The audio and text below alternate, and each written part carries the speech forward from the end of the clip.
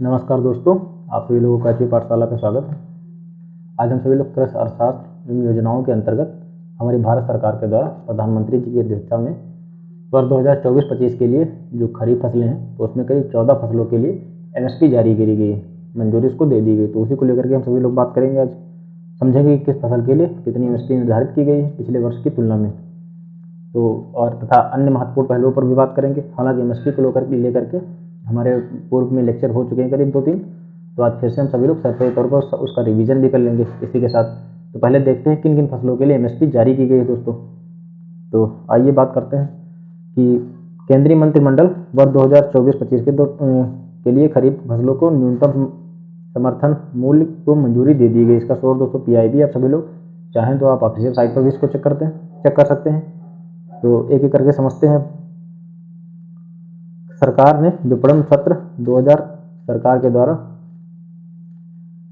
सरकार ने विपणन सत्र 2024-25 के लिए खरीफ फसलों के एमएसपी में वृद्धि की ताकि उत्पादकों को उनकी उपज के लाभकारी मूल्य सुनिश्चित किए जा सके। पिछले वर्ष की तुलना में एमएसपी में सबसे अधिक वृद्धि तिलहन, पिछले वर्षों की तुलना की अगर हम बात करें तो सबसे अधिक वृद्धि तिलहन और दालों के लिए की गई है। ठीक है, तिलहन तथा दालों के लिए सर्वाधिक वृद्धि करी गई है एमएसपी में। जैसे कि नाइजर सीड की बात करें तो 983 रुपये प्रति कुंटल के हिसाब से, उसके बाद 632 रुपये प्रति कुंटल के हिसाब से तिल में वृद्धि करी गई। वहीं और तुअर अरहर 550 रुपये प्रति कुंटल इसका रेट निर्धारित किया गया है। तो अब एक एक करके हम समझेंगे कि पिछले वर्ष कितनी थी, वर्तमान समय में कितनी है दोस्तों। तो 2024-25 की यहाँ बात हो रही है। आने जो हमारा जो वित्त वर्ष जो चल रहा है, तो खैर धान की फसलों के सबसे पहले ये रहा कॉलम वर्तमान में जो निर्धारित करी गई 2024-25 की। इधर का कॉलम दोस्तों 2023-24 का है, और 2023 ये वाला जो कॉलम है आपका, ये कॉलम यह बताएगा कि 2023-24 की तुलना में 2024-25 में एमएसपी में कितनी वृद्धि करी गई है। ठीक है, बाकी आपका लेना देना नहीं है इन चीज़ों से। तो समझते हैं एक एक करके। जैसे कि धान की बात करें, पहली हमारी क्रॉप कौन सी, तो धान में सामान्य धान ग्रेड ए का धान एमएसपी निर्धारित करते समय दो चीज़ों पर ध्यान दिया जाता है धान को लेकर के। एक हो गया आपका सामान्य धान, ठीक है, एक हो गया आपका सामान्य, दूसरा आपका हो गया ग्रेड ए। तो वही पहले सामान्य धान के लिए जो एमएसपी है उसकी बात करते हैं। सामान्य धान के लिए जो एमएसपी है दोस्तों 2300 रुपये निर्धारित करी गई। वहीं 2023-24 में 2183 रुपये थी। तो इसमें वृद्धि कितनी कर दी गई, तो इसमें वृद्धि 117 रुपये की करी गई है। ठीक है, तो वर्तमान समय में सामान्य धान की एमएसपी की बात करें तो 2300 है। वहीं 2023-24 में 2183 रुपये थी। ठीक है, तो 117 रुपये की इसकी वृद्धि कर दी गई। अच्छा, अब ग्रेड ए का जो धान है 2320 रुपये ग्रेड ए का निर्धारित किया गया है वर्तमान समय में। 2024-25 के लिए 2300 रुपये निर्धारित किए गए। वहीं इसका जो 2023-24 का था दोस्तों तो 2203 रुपये, कितना, तो 2203 रुपये इसकी एमएसपी थी। कितनी वृद्धि की गई, तो इसमें 117 रुपये की ग्रेड ए में भी वृद्धि करी गई। ठीक है, अच्छा अब ज्वार की बात करते हैं। अगली हमारी क्रॉप कौन सी, अगली हमारी फसल दोस्तों ज्वार में हाइब्रिड ज्वार और मालदंडी ज्वार, इसमें कितनी एमएसपी इसकी निर्धारित करी गई, तो 3371 रुपये, 3371 रुपये हाइब्रिड ज्वार के लिए निर्धारित करी गई। कितना, तो 3371 रुपये हाइब्रिड धान के लिए हाइब्रिड ज्वार के लिए 2024-25 के लिए। ठीक है, हाइब्रिड ज्वार के लिए 3371 रुपये 2024-25 के लिए निर्धारित करी गई। वहीं बात करें 2023-24 में कितनी थी, 3180 रुपये थी, और वृद्धि कितनी कर दी गई, तो 191 रुपये की वृद्धि करी गई पिछले वर्ष की तुलना में। हालांकि आप सभी लोगों को ये आप इधर 2023-24 ये वाला आंकड़ा दोस्तों आप समझने के लिए पढ़ सकते हैं, परंतु ये तो आपको इधर का आंकड़ा ही याद रखना ही है दोस्तों, क्योंकि यही पूछा जाता है एग्जाम में। ठीक है, तो अगला हमारा है मालदंडी ज्वार। तो मालदंडी ज्वार के 2024-25 के लिए 3421 रुपये निर्धारित करी गई। वहीं इसकी 2023-24 की अगर हम बात करते हैं तो 3225 थी। कितनी, तो 3225 थी। तो इसमें वृद्धि कितनी कर दी गई, 196 रुपये की वृद्धि कर दी गई। ठीक है, 196 रुपये की मालदंडी ज्वार में वृद्धि करी गई। तो वर्तमान समय की एमएसपी 3421 रुपये निर्धारित करी गई। ठीक है, ये तो हो गए धान और ज्वार को लेकर के एमएसपी। अच्छा, अगली हमारी क्रॉप है बाजरा की वर्तमान समय की एमएसपी 2625 रुपये है। कितनी, 2625 रुपये। अच्छा, जो पिछले वर्ष 2023-24 से अगर हम इसकी तुलना करते हैं तो 2500 रुपये निर्धारित थी। इसमें 2500 रुपये में 125 रुपये की इसकी वृद्धि करके 2625 रुपये बाजरा के लिए 2024-25 के लिए एमएसपी कर दी गई है। अब रागी की बात करते हैं। अगली हमारी क्रॉप कौन सी है? तो रागी है। अगली हमारी फसल कौन सी है? तो अगली हमारी फसल दोस्तों रागी है। रागी का क्या हालचाल है? तो रागी के लिए 2024-25 के लिए 4290 रुपये निर्धारित किए गए। कितने? तो 4290 रुपये निर्धारित किए गए। वहीं 2023-24 में इसकी एमएसपी 3846 रुपये थी। तो 2023-24 में इसकी एमएसपी 3846 थी। इसमें 444 रुपये की वृद्धि कर दी गई। वर्तमान समय में रागी की जो न्यूनतम समर्थन मूल्य है दोस्तों 4290 रुपये है। अगली हमारी क्रॉप है मक्का। मक्का तो 2225 रुपये वर्तमान समय में है। इसकी 2024-25 के निर्धारित करी गई एमएसपी। अच्छा, वहीं 2023-24 की बात करें तो 2090 रुपये 2023-24 की इसकी एमएसपी थी। ठीक है, और इसमें कितनी वृद्धि की गई? तो 135 रुपये की इसकी वृद्धि करी गई। अब हम कुछ इंपॉर्टेंट फसलों की बात कर लेंगे। कौन कौन सी आपको जरूर ही याद रखनी है दोस्तों? तो धान की आप सभी लोगों को एमएसपी याद रखनी है, सामान्य भी, ग्रेड भी, ग्रेड ए की भी, और ज्वार की भी याद रखनी है आपको, बाजरा की भी याद रखनी है, मक्का की भी याद रखनी है। तो अब मोटे तौर की बात करें, जो कौन कौन से आपकी कितनी एमएसपी है 2024-25 की, तुलना उलना छोड़ देते हैं। तो कितनी है इसकी एमएसपी, इसको देखते हैं। ये वाली सारणी दोस्तों,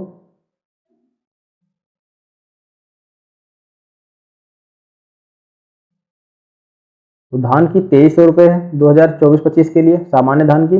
ग्रेड ई की बात करें, ग्रेड ई की तो 2320 रुपये हो गया आपका। हाइब्रिड ज्वार की बात करें तो 3371 रुपये। वहीं मालदंडी ज्वार की जो न्यूनतम समर्थन मूल्य निर्धारित करा गया है 3421 रुपये।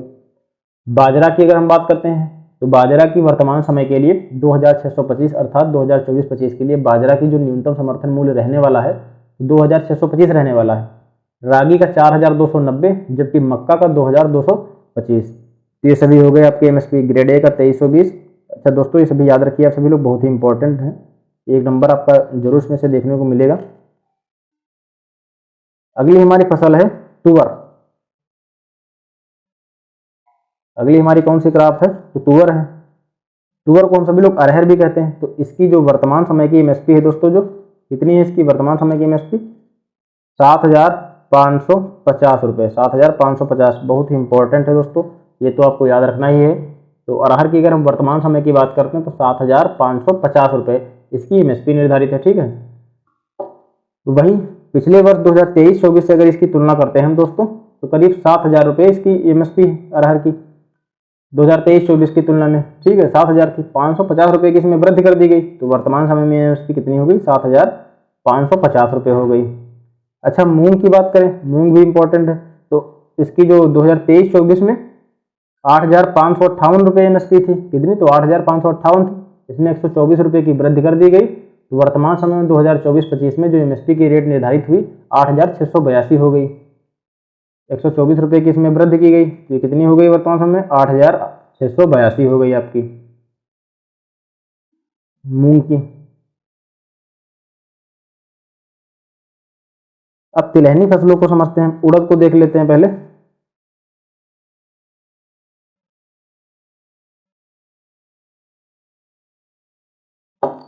उड़द की 2024-25 के लिए दोस्तों 7400 रुपये निर्धारित की गई। अच्छा, जो 2023-24 में उड़द की एमएसपी कितनी थी? तो 6950। कितनी थी? तो 6950 थी, जिसमें 450 रुपये की वृद्धि कर दी गई। और वर्तमान समय में 2024-25 में कितनी एमएसपी हो गई इसकी? तो 7400 रुपये इसकी एमएसपी हो गई उड़द की। उड़द की कितनी हो गई? तो 7400 रुपये एमएसपी हो गई। अब तिलहनी फसलों की बात करते हैं। तिलहनी फसलों की तो 2023-24 की एमएसपी 6377 रुपये थी, जिसमें 406 रुपये की इसमें वृद्धि करी गई। ठीक है, वृद्धि करने के बाद वर्तमान समय में 2024-25 सत्र के लिए 6783 रुपये इसकी एमएसपी हो गई। 6783 रुपये मूंगफली की एमएसपी हो गई। ठीक है, सूरजमुखी की 2023-24 में 6760 रुपये थी। वहीं 500 रुपये की इसमें वृद्धि कर दी गई। तो वर्तमान समय में 7280 रुपये सूरजमुखी के बीज की जो एमएसपी है 2024-25 के लिए निर्धारित करी गई। अगली हमारी क्रॉप है सोयाबीन। तो सोयाबीन की 2023-24 के लिए 4600 रुपये थी, जिसमें 292 रुपये की वृद्धि कर दी गई। और वर्तमान समय में 4,892 रुपये इसकी सोयाबीन की एमएसपी हो गई। वहीं तिल की बात करें तो 2023-24 में 8,635 रुपये थी, 632 रुपये की इसमें वृद्धि करी गई, जो कि 2024-25 में 9,267 रुपये बना जा करके वर्तमान समय की एमएसपी तिल की। अब हम नाइजर सीड की बात करते हैं। जो नाइजर सीड है तो 7,734 रुपये इसकी 2023-24 में एमएसपी थी नाइजर सीड की, ठीक है, जिसमें 983 रुपये की वृद्धि करी गई। कितनी? तो 983 रुपये की वृद्धि कर दी गई, जो कि वर्तमान समय में 8,717 रुपये बना जा करके इसका नाइजर सीड का। तो कितना नाइजर सीड का है? तो 8,717 रुपये नाइजर सीड की एमएसपी बनी। अब कॉमर्शियल जो क्रॉप्स है उसकी बात करते हैं। तो कपास, इसमें कपास में जो मीडियम स्टेपल वाली कपास है दोस्तों, उसके लिए एमएसपी कितनी निर्धारित करी गई? तो 7,121। वहीं 2023-24 में 6,620 थी। 2023-24 में 6,620 थी, जिसमें 501 रुपये की वृद्धि कर दी गई और वर्तमान समय में 7,121 रुपये एमएसपी इसकी वर्तमान समय की है। लॉन्ग स्टेपल की बात करें, लॉन्ग स्टेपल वाली जो कपास है 2023-24 में इसकी जो एमएसपी थी तो 7,020 रुपये थी, 521 में वृद्धि कर दी गई, तो करीब कितनी बनी जा करके? 7,521 रुपये वर्तमान समय की बनी जा करके। अब हम सभी लोग इसको एक जो हमारे लिए ये तो हो गया समझने वाली बात, कितनी थी, कितनी वृद्धि हुई, वर्तमान समय कितनी। अब हम सभी लोग एक बार ऐसे ही पढ़ेंगे जो कि आपके एग्जाम के लिहाज से इम्पोर्टेंट है, ताकि आप सभी लोगों को याद हो जाए। ये तो समझाया था मैंने, अब आप जो याद रखेंगे तो वर्तमान समय की आप लोग याद रखेंगे दोस्तों। हालांकि आप सभी लोग समझ पिछला भी लेंगे, पूछने के मूड पर एग्जामिनर क्या पूछता है। तो धान की सामान्य ग्रेड के लिए 2,300 रुपये है, वहीं ग्रेड ए के लिए 2,320 रुपये है 2024-25 की, ठीक है। हाइब्रिड ज्वार की 3,371 रुपये है, जबकि मालदंडी ज्वार के लिए 3,421 रुपये है। तो ये आपको याद रखने हैं, ये भी याद रखना है। बाजरा की अगर बात करें तो 2,625 रुपये बाजरा की है दोस्तों, ठीक है। रागी की अगर हम बात करें तो 4,290 रुपये रागी की एमएसपी निर्धारित करी गई। वहीं मक्का की 2,225 रुपये मक्का के लिए निर्धारित करे गए हैं। 2024-25 सत्र की बात हो रही। अब तुअर जो कि हमारी अरहर दाल है उसके लिए 7,550 रुपये निर्धारित करे गए हैं। वहीं मूंग के लिए 8,682 रुपये निर्धारित करे गए हैं। उड़द के लिए 7,400 रुपये, मूंगफली के लिए 6,783 रुपये, सूरजमुखी के बीज के लिए 7,280 रुपये निर्धारित किए गए हैं। सोयाबीन पीला वाला 4,892 रुपये निर्धारित करे गए हैं। वहीं तिल के लिए 9,267 रुपये निर्धारित करे गए हैं। नाइजर सीड के लिए 8,717 रुपये निर्धारित करे गए हैं। कॉमर्शियल फसलों में बात करें तो कपास के लिए जो मीडियम स्टेपल वाले हैं उसके लिए 7,121 रुपये, वहीं लॉन्ग स्टेपल के लिए 7,521 रुपये निर्धारित करे गए हैं, ठीक है। तो इससे आपका कोई लेना देना है नहीं। इसमें एक तथ्य है दोस्तों जो महत्वपूर्ण है, इसको पढ़ लीजिए सभी लोग। धान ग्रेड ए, ज्वार, मालदंडी, कपास, लॉन्ग स्टेपल के लिए लागत डेटा अलग से संकलित नहीं किया गया।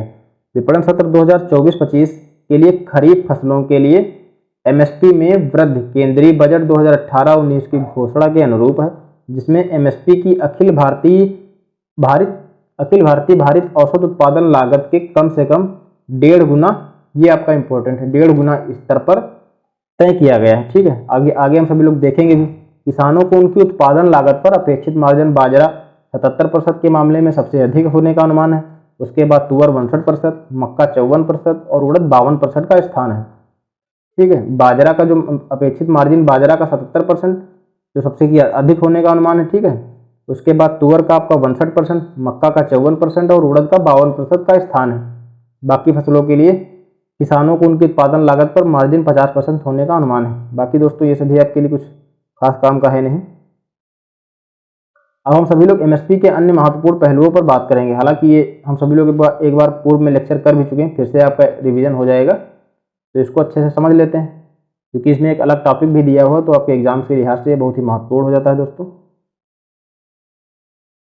न्यूनतम समर्थन मूल्य, पहले तो बात करते हैं कि एमएसपी है क्या, इसको समझते हैं कि जो मिनिमम सपोर्ट प्राइस है यह होता क्या है दोस्तों। तो न्यूनतम समर्थन मूल्य एक ऐसा मूल्य होता है, हम कह सकते हैं कि एक इस प्रकार का मूल्य होता है जिस पर सरकार जो है किसानों का जो अनाज खरीदती है, ठीक है, तो उसको हम सभी लोग एमएसपी कहते हैं।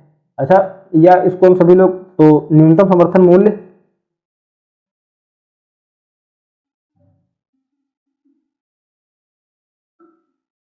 तो न्यूनतम समर्थन मूल्य है क्या? तो न्यूनतम समर्थन मूल्य ऐसा मूल्य है जिस पर सरकार किसानों द्वारा बेचे जाने वाले अनाज की पूरी मात्रा खरीदने के लिए तैयार रहती है। तो अर्थात वह दर जिस पर सरकार किसानों से फसल खरीद सकती है, तो उसको हम एमएसपी कहते हैं, ठीक है। तो एक प्रकार से हम कह सकते हैं कि मान लेते हैं कि जब बाजार में जो उतार चढ़ाव कीमतों को लेकर के होता है, तो उसी के लिए सरकार के द्वारा कुछ फसलों को लेकर के एमएसपी जारी करी जाती है, जिस पर सरकार किसानों द्वारा जो बेचे जाने वाला अनाज होता है उसकी पूरी मात्रा खरीदने के लिए तत्पर रहती है कि भाई आपका नुकसान नहीं होगा, हम इसके लिए कुछ करेंगे। तो वही कहने का तात्पर्य, इसीलिए एमएसपी जारी करी जाती है। अच्छा, सरकार के द्वारा एमएसपी की जो घोषणा होती है दोस्तों फसल बोने से पहले करी जाती है, ठीक है। जो एमएसपी की घोषणा करी जाती है फसल बोने से पहले करी जाती है, ना कि फसल बोने के बाद में की जाती है। तो जो एमएसपी की जो घोषणा करी जाएगी फसल बोने से पहले करी जाएगी। अच्छा, एमएसपी की घोषणा भारत सरकार की आर्थिक मामलों की मंत्रिमंडलीय समिति द्वारा कृषि लागत एवं मूल्य आयोग की संस्तुति पर वर्ष में 2 बार रबी तथा खरीफ के मौसम में करी जाती है। तो अभी जो जारी करी गई तो खरीफ सीजन के लिए जारी करी गई, ठीक है। इसको समझते हैं क्योंकि यह बहुत ही महत्वपूर्ण, इसके प्रश्न भी आते हैं, अंत में हम सभी लोग प्रश्न भी देखेंगे। एमएसपी की घोषणा जो कृषि लागत एवं मूल्य आयोग है या सिफारिश करता है फसलों की एमएसपी को लेकर के, अंतिम निर्णय भारत सरकार की आर्थिक मामलों की मंत्रिमंडलीय समिति करती है, ठीक है। आपस में बैठक करते हैं, अंतिम निर्णय इसी मंत्रिमंडलीय समिति के द्वारा करी जाती है। और सिफारिश की बात होती है जो तो कृषि लागत एवं मूल्य आयोग के द्वारा करा जाता है। वर्ष में 2 बार एमएसपी जो है दोस्तों, एमएसपी वर्ष में 2 बार जारी करी जाती है, ठीक है। किसको लेकर के? तो रबी को लेकर के, रबी मौसम के लिए और खरीफ मौसम के लिए, इन 2 मौसमों के लिए जारी करी जाती है एमएसपी। एमएसपी जारी करने के पीछे उद्देश्य क्या होता है? तो किसानों की जो बिक्री है दोस्तों, उनको चिंताओं से राहत प्रदान करना कि उनकी फसल का उसे उचित मूल्य प्राप्त होगा भी नहीं होगा, या जो उनके नुकसान तो नहीं उठाना पड़ सकेगा। यही कहने का तात्पर्य है कि जो किसानों को बिक्री की चिंताओं से राहत प्रदान करना तथा सार्वजनिक वितरण है अनाजों को खरीदना, जो समाज कल्याण के लिए गरीबों को राशन प्रदान किया जाता है ताकि वो 2 वक्त की रोटी एक प्रकार से खा सकें। तो किसानों को बिक्री की चिंताओं से राहत प्रदान करना तथा विभिन्न जो सरकार के द्वारा सामाजिक कल्याणकारी योजनाएं चलाई जा रही हैं, तो उसके लिए उसको सरकार को अनाज अपना खरीदना होता है ताकि उसी से अनाज उनको लोगों तक पहुंचा सकें। कृषि लागत और मूल्य आयोग सीएससीपी द्वारा सरकार को 22 फसलों के लिए एमएसपी जारी करी जाती है। तो जो एमएसपी जारी करी जाती है 22 फसलों के लिए जारी करी जाती है।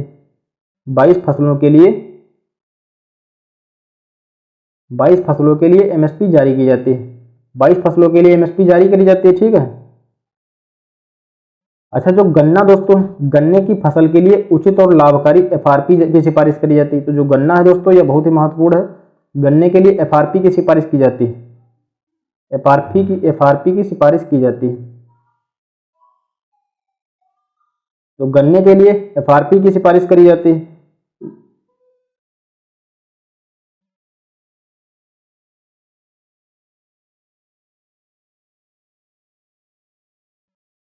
गन्ने के लिए आपकी एफआरपी की सिफारिश करी जाती है, जबकि कुल बात करें 22 फसलों के लिए एमएसपी की जारी करी जाती है, ठीक है। तो गन्ना के लिए आपकी एफआरपी की सिफारिश करी जाएगी। और 22 फसलें जो दोस्तों ये हैं, वो इसमें कौन कौन सी फसलें शामिल हैं इसको भी देखते हैं। तो जो करीब ये 22 फसलें हैं आपकी, ये जो 22 फसलें हैं, 22 फसलों में खरीफ फसलें जो है आपकी 14 फसलें हो गई। खरीफ की कितनी हो गई? तो खरीफ की करीब आपकी 14 फसलें हो गई दोस्तों, ठीक है।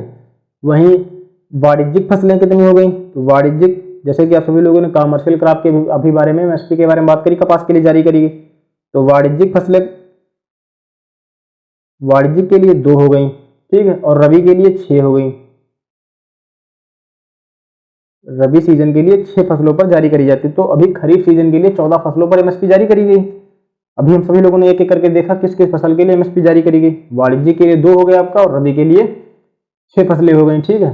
7 तिलहन फसलों के लिए, 5 दालें, 7 अनाज या फिर एक हम कह सकते हैं खाद्यान्न। अच्छा, ये देखो लिखा हुआ भी है कि 22 फसलें जारी करी जाती हैं, खरीफ फसलों के लिए 14,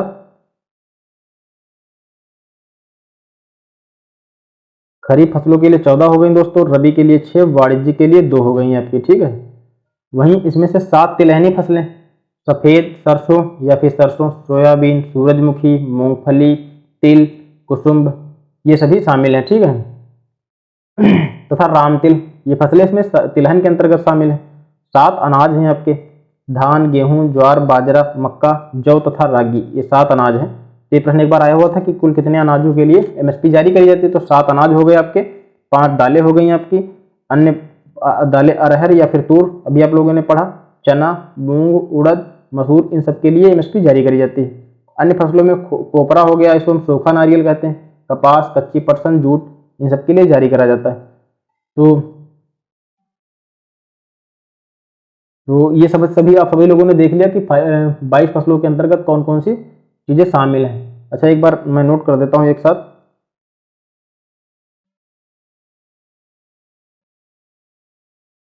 ये हो गई आपकी 22, ठीक है, क्रॉप।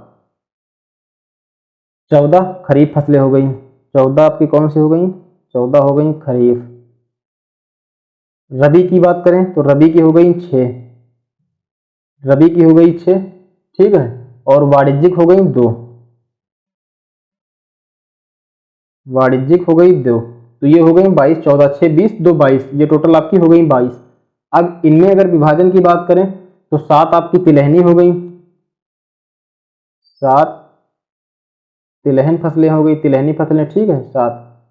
वहीं 7 अनाज हो गए आपके, इनको हम सभी लोग खाद्यान्न भी कहेंगे, 7 अनाज हो गए और 5 दालें हो गई। अन्य फसलें कोपरा या कपास, कच्ची पटसन, इन सबके लिए जारी करा जाता है, ठीक है। तो ये 22 फसलों को लेकर के जारी किए जाते हैं। अच्छा, एमएसपी के परिप्रेक्ष्य में नीति आयोग द्वारा प्रस्तुत किए गए, हालांकि मैं अब इसको विस्तार से तो नहीं पढ़ूंगा, खैर आप सभी लोग पूर्व के लेक्चर कर लीजिए, उसमें अच्छे से समझाया हुआ है। तो मूल्य अंतर खरीद योजना, बाजार आश्वासन योजना, निजी खरीद एवं स्टॉकिस्ट योजना, ये नीति आयोग के द्वारा प्रस्तुत मॉडल थे, ठीक है।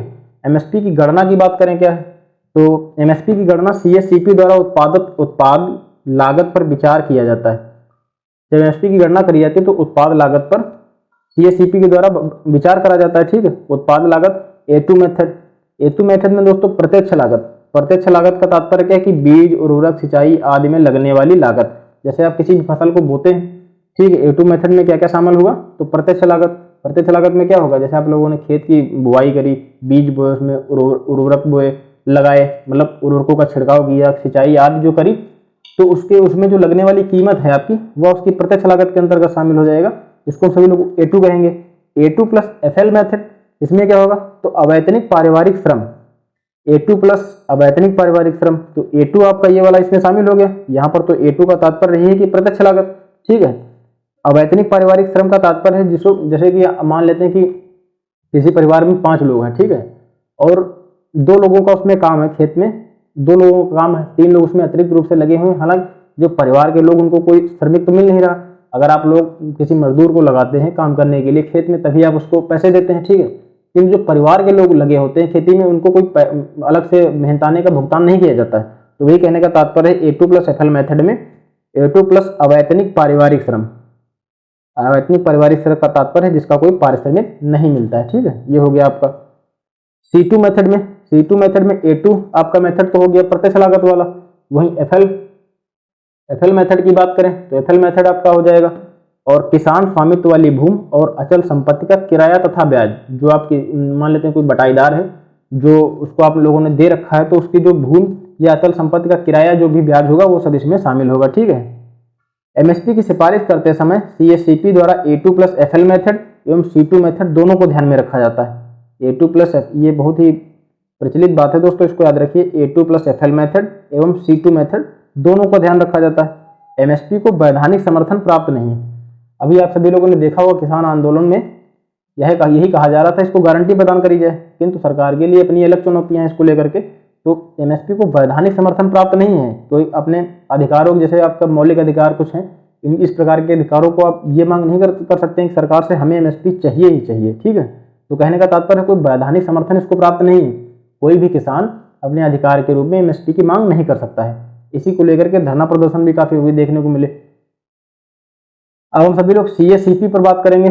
कृषि लागत तथा मूल्य आयोग ये है क्या? ठीक है, तो commission for agriculture cost and prices मंत्रालय कृषि एवं किसान कल्याण मंत्रालय के तहत यह कार्य करता है। ठीक है, 1965 में इसकी स्थापना हुई थी। इसमें एक अध्यक्ष होगा, सदस्य सचिव होंगे, एक सरकारी व 2 गैर सरकारी सदस्य इसमें शामिल होंगे। तो अगर इसकी सदस्यता की हम बात करें कौन कौन इसमें होंगे सीएसीपी में, तो इस वर्ष 1965 में इसकी स्थापना हुई। इसमें एक अध्यक्ष हो जाएगा आपका, एक सदस्य सचिव हो जाएगा, एक सरकारी सदस्य और 2 गैर सरकारी सदस्य होंगे। ठीक है, गन्ने के लिए हमने अभी पूर्व में ही बात करी कि एमएसपी के स्थान पर उचित एवं लाभकारी मूल्य फेयर एंड रेमरेटिव प्राइस की घोषणा करी जाती है, एफआरपी की घोषणा करी जाती है सरकार के द्वारा। एमएसपी के सीएसीपी मूल्य का निर्धारण करता है, जबकि अंतिम निर्णय एमएसपी के लिए, जैसे मैंने अभी बताया पूर्व में था भी आप लोगों को, कि सीएसीपी मूल्य का निर्धारण करता है। ठीक है, जो सीएसीपी होता है फसलों के लिए, विभिन्न प्रकार की फसलों के लिए उनके मूल्यों की सिफारिश करता है। जबकि जब बात अंतिम निर्णय मुहर लगाने की आती है तो आर्थिक मामलों की मंत्रिमंडलीय समिति इसका निर्णय करती है। अच्छा, आर्थिक मामलों की जो मंत्रिमंडलीय समिति है इसके अध्यक्ष कौन होते हैं? तो प्रधानमंत्री होते हैं। मान लेते हैं दोस्तों ये फसलें हैं, ठीक है, हमारी सीएसीपी ने क्या करा, सीएसीपी ने क्या करा, इनके मूल्यों का निर्धारण करा कि 10, 15, 20 रुपए इनके होने चाहिए, 10, 15, 20 ऐसे इन क्रॉप के पैसे होने चाहिए। और ये जो मंत्रिमंडलीय समिति होगी अंतिम निर्णय अर्थात यही मुहर लगाएगी इस पे कि हाँ ये होना चाहिए या नहीं होना चाहिए। तो सीएसीपी संस्तुति करता है और अंतिम निर्णय आर्थिक मामलों की मंत्रिमंडलीय समिति के द्वारा करा जाता है, जो कि इसके अध्यक्ष कौन होते हैं? तो प्रधानमंत्री महोदय उसके अध्यक्ष होते हैं। आप सभी लोग ये जरूर याद रखिए, गन्ने के लिए एफआरपी की घोषणा करी जाती है। अब एमएसपी से संबंधित कुछ अन्य महत्वपूर्ण तथ्यों की बात करते हैं।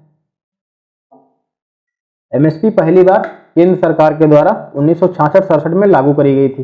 कब लागू करी गई थी? तो 1966-67 में लागू करी गई थी। ठीक है, पहली बार गेहूं का एमएसपी 54 रुपये प्रति क्विंटल तय किया गया था।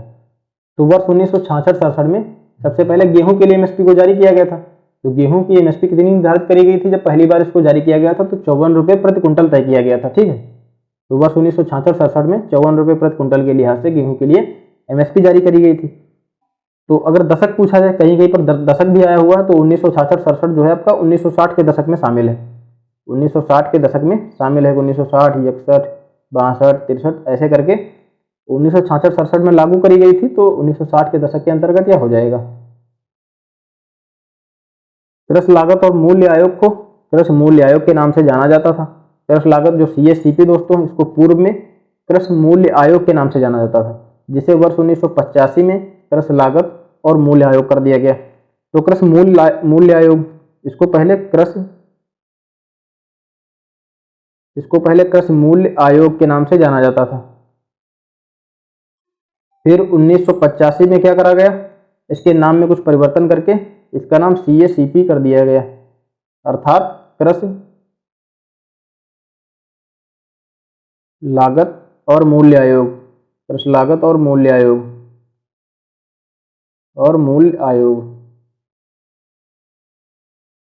ये हो गया। अगला हमारा कि भारतीय खाद्य निगम की स्थापना खाद्य निगम अधिनियम वर्ष 1964 के तहत उपभोक्ता मामले खाद्य और सार्वजनिक वितरण मंत्रालय के अधीन एक वैधानिक निकाय के रूप में करी गई थी। अच्छा, कभी कभी एमएसपी के अंतर्गत ही दोस्तों भारतीय खाद्य निगम से संबंधित कुछ प्रश्न पूछ लिए जाते हैं, तो उसको भी हमने शामिल करा था कि भारतीय खाद्य निगम की स्थापना कब करी गई थी। तो खाद्य निगम अधिनियम वर्ष 1964 के तहत उपभोक्ता मामले खाद्य और सार्वजनिक वितरण मंत्रालय के अधीन एक वैधानिक निकाय के रूप में करी गई थी। ठीक है, सार्वजनिक वितरण प्रणाली हमने अभी क्या कहा था कि एमएसपी के अंतर्गत जो सरकार एक प्रश्न का है जो फसलों को खरीदती है उसको सार्वजनिक वितरण प्रणाली पीडीएस के अंतर्गत पूरे देश में खाद्यान्न का वितरण किया जाता है। तो जब खाद्यान्न के वितरण की बात करने की आती है तो वह पीडीएस प्रणाली के तहत करा जाता है। अच्छा, एक कमेटी का गठन किया गया था तो उसी की कुछ रिपोर्ट आई थी तो उसको भी हमने शामिल करा। वर्ष 2015 में शांता कुमारी समिति की रिपोर्ट के आधार पर किसकी, तो शांता कुमारी समिति के और 2015 में शांता कुमारी समिति ने एक रिपोर्ट प्रस्तुत करी थी। उन्होंने क्या कहा था कि किसानों को एमएसपी का मात्र 6% ही प्राप्त होता है। ठीक है, जबकि 94% किसान एमएसपी के लाभ से वंचित रह जाते हैं। एमएसपी की जो प्रक्रिया होती है दोस्तों, मंडी की जो प्रक्रिया होती है थोड़ा जटिल होती है। जो बड़े किसान हैं उन्हीं को इसका लाभ मिल पाया। ठीक है, तो वह करीब कितना हुआ, जैसे 100% में करीब 6% ही उनको जो किसान है लाभ एमएसपी का उठा पाए, जबकि 94% जो किसान है एमएसपी के लाभ से वंचित रह गए। बिचौलियों के द्वारा इधर उधर उनको अपना सामान या अपनी फसल उनको इधर उधर बेचनी पड़ी। केंद्रीय बजट 2018-19 में एमएसपी को अखिल भारतीय औसत उत्पादन लागत के कम से कम 1.5 गुना स्तर पर निर्धारित करा गया। जो भी हमने प्रारंभ में ही 1.5 गुना स्तर की बात करी थी, तो 2018-19 में एमएसपी को अखिल भारतीय औसत उत्पादन लागत के कम से कम 1.5 गुना स्तर पर निर्धारित करने की बात कही गई थी। तो अब यह निर्धारित 1.5 गुना स्तर पर ही करा जाता है। अभी हमने पूर्व में ही जब एमएसपी की हम सभी लोग पीडीएफ देख रहे थे तो उसमें लिखा हुआ था। ठीक है, तो हमने बताया भी था कि अक्सर पूछा जाता है, तो उसी की बात है कि 1.5 गुना स्तर तक निर्धारित करने की बात कही गई थी। तो शांता कुमारी समिति जो रिपोर्ट प्रस्तुत करी गई थी, तो उसमें 6% ही लाभ उन सभी लोगों को प्राप्त हुआ था। यह एक बार प्रश्न आया हुआ था, इसलिए मैं चाह रहा हूँ कि आप सभी लोग इसको याद रखें, जबकि 94% किसान एमएसपी के लाभ से वंचित रह गए। देखिए दोस्तों, आप सभी लोग ग्रेजुएशन लेवल का एग्जाम देने वाले हैं, 10+2 का तो एग्जाम है नहीं, तो आयोग आपसे अपेक्षा करेगा थोड़ा गहरे नॉलेज की। तो वही ऐसा हो सकता है कि ऐसा प्रश्न ना भी आए कि कितनी फसलों के लिए एमएसपी जारी करी जाती, थोड़ा डीप में पूछ ले। हालांकि हो आपके टॉपिक से रिलेटेड, तो आप ये भी नहीं कह सकते कि हमारा सिलेबस से बाहर है। तो यही है कि आप मौका बार बार नहीं मिलता है दोस्तों, तो इसको जाने ना दीजिए। जो भी बन सके, जो भी उससे जुड़े हुए प्रश्न बने, उन सब पे अपनी नज़र बनाए रखिए। किसान, अच्छा ये हाल ही में चर्चा में क्यों रहा, तो किसान, आप सभी लोगों ने किसान आंदोलन के बारे में पढ़ा होगा 2.2। तो उन्होंने क्या कहा था, डॉक्टर एम एस स्वामीनाथन आयोग की रिपोर्ट को लागू किया जाए। हालांकि आप इसको याद मत रखिए, बस आप समझने के लिए अपने दिमाग में इसको रखिए कि डॉक्टर एम एस स्वामीनाथन आयोग की रिपोर्ट को लागू किया जाए। इस रिपोर्ट के अनुसार सरकार को एमएसपी को उत्पादन की भारित औसत लागत से कम 50% अधिक बढ़ाना चाहिए, जिसे C2+50% फार्मूला के रूप में जाना गया। जो उनको द्वारा प्रदर्शित किया गया फार्मूला था, तो C2+50% का फार्मूला के रूप में उसको जाना गया था। इसमें किसानों को 50% रिटर्न देने के लिए पूंजी की अनुमानित लागत तथा भूमि पर किराया C2 शामिल है। तो आप सभी लोग ऐसा समझने के लिए याद रखिए, तुम्हारे किसान भाई इनके द्वारा यह कहा जा रहा था। हालांकि अपना सरकार का विषय है कि क्या वो मानती क्या नहीं मानती, आप सभी लोग बस याद रखिए। कुछ प्रमुख फसलों की एमएसपी 2024-25 ये पूर्व की है दोस्तों, तैयार की हुई है। जो बदल गए आप उसको लोग बदल के याद रखिए, जो पुरानी है उनका पुरानी की याद रखिए। जैसे पूर्व की जो एमएसपी थी, अगर कोई फसल उसमें शामिल करी गई तो आप उसको याद रखिए। जैसे कि खरीफ के लिए जारी की, तो गेहूं की अभी वर्तमान समय 2275 रुपये मेरे ख्याल से एमएसपी है दोस्तों। चना की जो पूर्व में हमने बताया था 5440 थी, तो उसको देख लीजिए आप सभी लोग अपने हिसाब से, जो ना बदले उनको याद रखिए। खोपरा की हालांकि नहीं जारी करेगी, तो खोपरा की एमएसपी में कि कितनी हमने बताई थी। जैसे दो प्रकार का खोपरा होता है, एक होता है आपका मिलिंग खोपरा, एक होता है बाल खोपरा। तो मिलिंग खोपरे से तेल निकाला जाता है। जो मिलिंग खोपरा होता है उससे तेल निकाला जाता है। एमएसपी 2024 में 300 रुपये बढ़ाकर इसकी 11,160 रुपये प्रति क्विंटल के हिसाब से निर्धारित करी गई थी। तो खोपरा दो प्रकार का होता है, मिलिंग खोपरा और बाल खोपरा। मिलिंग खोपरा की अगर हम बात करते हैं, कौन से खोपरा की, तो मिलिंग खोपरा की अगर हम बात करें तो तेल निकालने में प्रयोग किया जाता है। वर्ष 2024 में 300 रुपये उसकी बढ़ा करके एमएसपी 11,160 रुपये प्रति क्विंटल के हिसाब से कराया गया था। अच्छा, इसका सर्वाधिक उत्पादन केरल तथा तमिलनाडु में करा जाता है। जो मिलिंग खोपरा है, इसका सर्वाधिक उत्पादन केरल व तमिलनाडु में किया जाता है। अब हम बाल खोपरे की बात करें, तो मावे की तरह खाने तथा धार्मिक अनुष्ठानों में इसका इस्तेमाल किया जाता है। जो बाल खोपरा होता है दोस्तों, मावे की तरह खाने तथा धार्मिक अनुष्ठानों में इस्तेमाल किया जाता है। एमएसपी की बात करें तो वर्ष 2024 में जो बाल खोपरा है 250 रुपये बढ़ा करके 12,000 रुपये प्रति क्विंटल के हिसाब से निर्धारित करी गई थी। अच्छा, बाल खोपरे का जो सर्वाधिक उत्पादन होता है कहाँ होता है, तो कर्नाटक में होता है। बाल खोपरा सर्वाधिक कर्नाटक में उत्पादित करा जाता है। वहीं जो मिलिंग खोपरा है तो केरल व तमिलनाडु में इसका उत्पादन सर्वाधिक होता है। अब उत्तर प्रदेश बजट विशेष को लेकर के जो बढ़ोतरी जारी करी गई थी उसको भी हम सभी लोग देख लेते हैं। तो पेराई सत्र 2023-24 के लिए जो अगैती प्रजात, सामान्य प्रजात और अनुपयुक्त प्रजात जो थी दोस्तों, उसके लिए अनुपयुक्त, तो अगैती प्रजात की 350 रुपये थी, उससे बढ़ा करके 370 रुपये कर दी गई थी। 20 रुपये की इसमें वृद्धि करके 370 रुपये इसको कर दिया गया था। वहीं सामान्य प्रजात जो गन्ने की थी दोस्तों, 340 से 360 रुपये कर दिया गया था। इसमें 20 रुपये की वृद्धि कर दी गई। ठीक है, वर्तमान समय में जो सामान्य प्रजात का जो गन्ना है उसके लिए 360 रुपये निर्धारित है। वहीं अगैती प्रजात का 370 रुपये निर्धारित है। और जो अनुपयुक्त प्रजात है, थोड़ी बहुत जो उसमें कमियां होंगी, 335 से इसको बढ़ा करके 355 कर दिया गया था। तो 55, 60, 70, 55 हो गया आपका अनुपयुक्त की, अनुपयुक्त की 55 हो गया आपका अनुपयुक्त की, 60 हो गया आपका सामान्य प्रजाति और 70 हो गया आपका अगेती प्रजाति। ये आप सभी लोग ऐसे याद रखिए। आपका जो संभावित प्रश्न है दोस्तों, जो आप सभी लोगों को कमेंट में बताना है, न्यूनतम समर्थन मूल्य किसके द्वारा घोषित किया जाता है, ठीक है। तो उम्मीद है दोस्तों आप सभी लोगों को वीडियो पसंद आया होगा। अगर पसंद आया तो दोस्तों लाइक करें, सब्सक्राइब भी करें चैनल को, अपने दोस्तों के साथ भी शेयर करें। मिलते हैं अगले लेक्चर में, धन्यवाद।